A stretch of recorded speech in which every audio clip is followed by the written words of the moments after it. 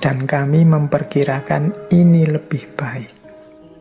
Dan barang siapa membawa apa yang lebih baik dari perkataan kami, maka ia lebih benar dari pendapat kami.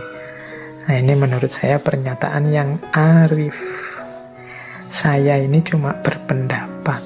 Menurut saya pendapatku ini sudah baik. Tapi kalau ada yang membawa pendapat yang lebih baik, ya berarti dia lebih benar dari pendapat kami. Ini menunjukkan jiwa yang terbuka, tidak mengklaim dirinya sudah final, pasti baik, pasti benar. Jadi kalau ketemu dalil yang lebih kuat, kalau ketemu dasar yang lebih benar, ya siap mengambil, siap menerima dasar dalil yang lebih kuat tadi. Meskipun beliau ini levelnya imam madhab, tapi sifatnya masih terbuka, mau menerima masukan kebenaran yang baru, tidak mengklaim dirinya selalu benar. Ini menurut saya perlu diteladani. Kadang-kadang kita itu ilmu ini mau sidik baru ngerti 1-2 ayat, mengklaim dirinya sudah paham dan sangat paham tentang agama.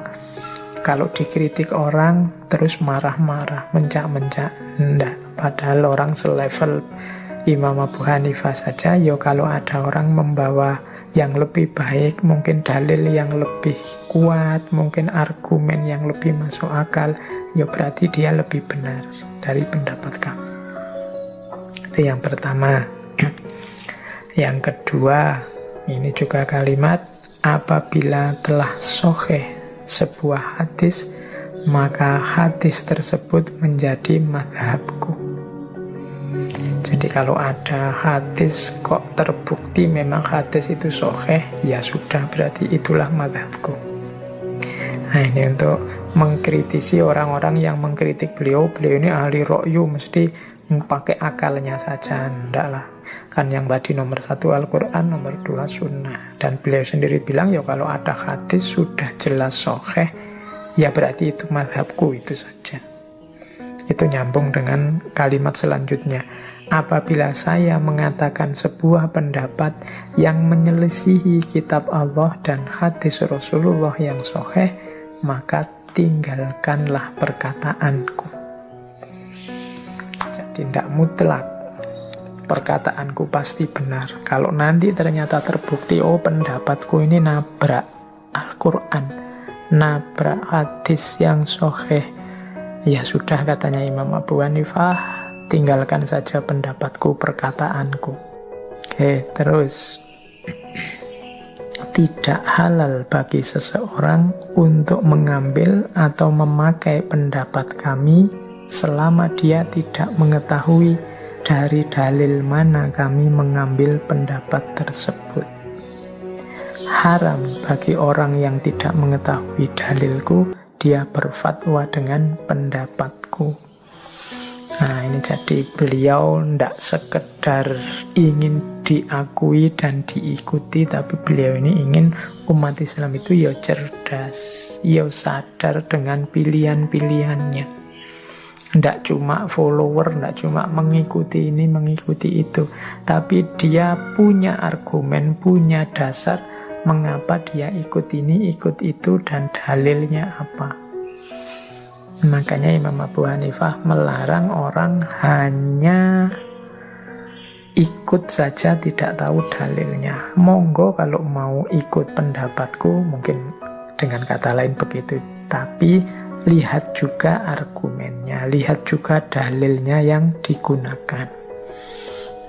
Jadi ikut percaya dengan tahu dalilnya, dengan ikut percaya dengan tidak tahu dalilnya, ya kualitasnya berbeda. Kalau yang pertama namanya taklid, kalau yang kedua namanya ittiba. Ittiba itu ikut dan tahu dalilnya.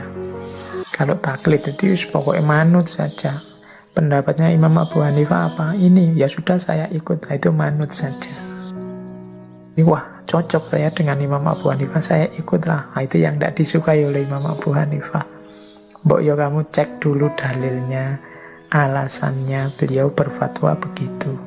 Biar hidup kita ini hidup yang sadar, bukan hanya hidup yang ikut-ikutan. Dan yang terakhir, beliau menyatakan sesungguhnya kami adalah manusia biasa. Kami berpendapat pada hari ini dan kami rujuk atau kami batalkan pendapat tersebut pada pagi harinya atau esok harinya, mungkin maksudnya begitu.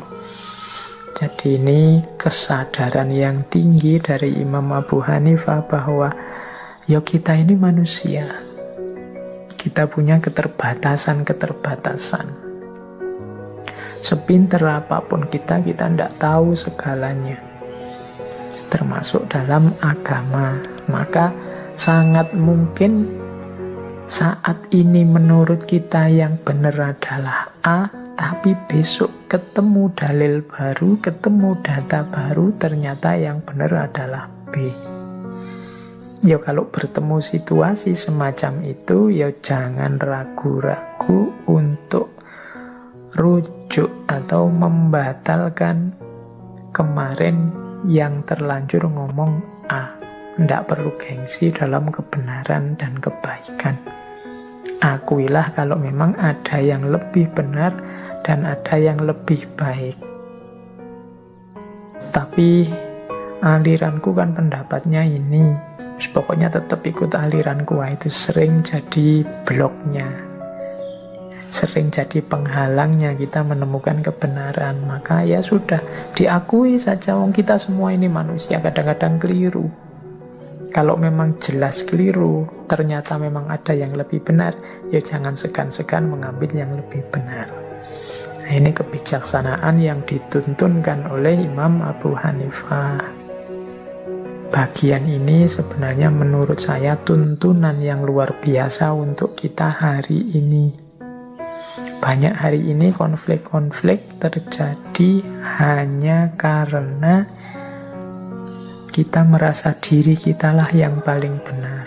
Kita tidak kuat kalau ada orang lain punya pandangan berbeda. Kita melihat orang yang berbeda pandangan itu seperti orang yang nantang kita atau orang yang ingin melawan kita. Padahal hakikatnya sekedar cuma berbeda saja. Dan tidak ada jaminan pendapat kita itu yang paling benar. Maka tetaplah terbuka, tetaplah tawadhu. Biar konflik yang tidak perlu, gegeran-gegeran yang menghabiskan energi, menghabiskan waktu. Toh nanti akhirnya ya mari menghormati pandangan kita masing-masing. Berarti kemarin gegerannya hanya buang-buang energi saja. Jadi, nah kita ikuti kebijaksanaan dari Imam Abu Hanifah ini. Jadi ya saya ini manusia biasa. Kadang saya ngomong di satu hari, ternyata besoknya ada data baru, dalil baru yang lebih baik, lebih benar. Yuk, berarti pendapat itu yang kemarin sudah saya omongkan saatnya direvisi. Nah, jadi kan enak, tidak pakai ngotot, tidak pakai ngeyel. Oke, ini menurut saya kebijaksanaan dalam berpikir.